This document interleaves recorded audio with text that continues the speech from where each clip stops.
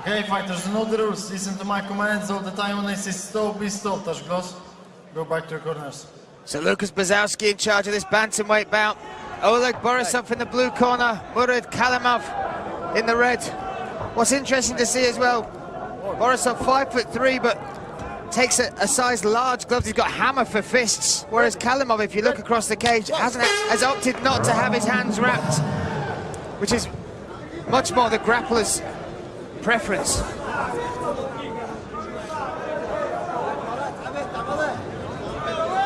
Yeah, it makes it easier to grab things, but we have such high-level hand wrappers in the back. You can let them know to wrap your hands like a grappler, which is a lighter wrap. But it still allows you to open and close your grip without really pumping up your forearms. And it still gives some protection to the back of the hand, so you don't break it on contact with somebody.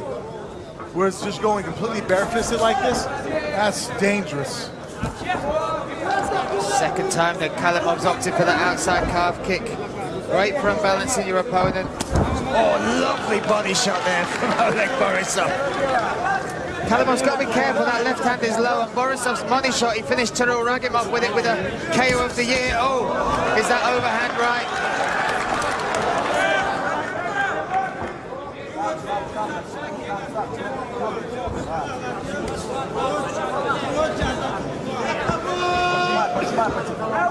Borisov formerly fought at featherweight.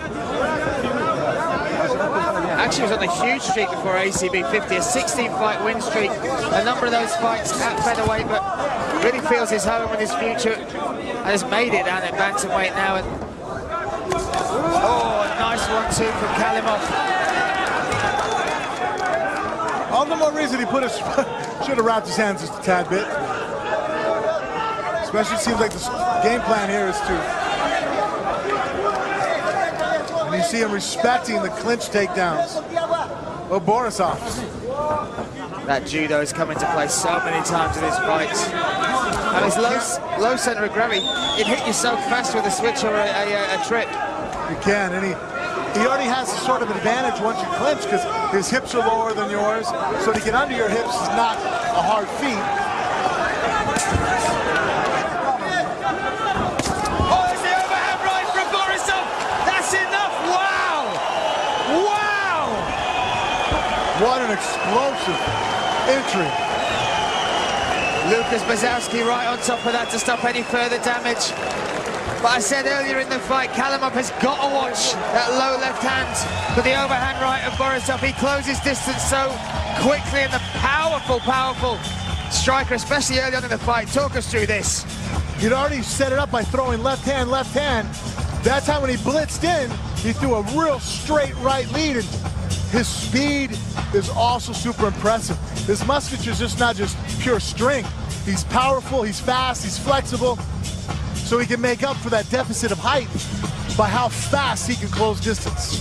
Kalimov looking extremely disappointed there. The only loss on his career prior to that was 4 fights ago to Peter Yan, our current champion. So that's a huge scalp for Borisov, and a statement as to why he should be considered one of the top contenders up in this division now.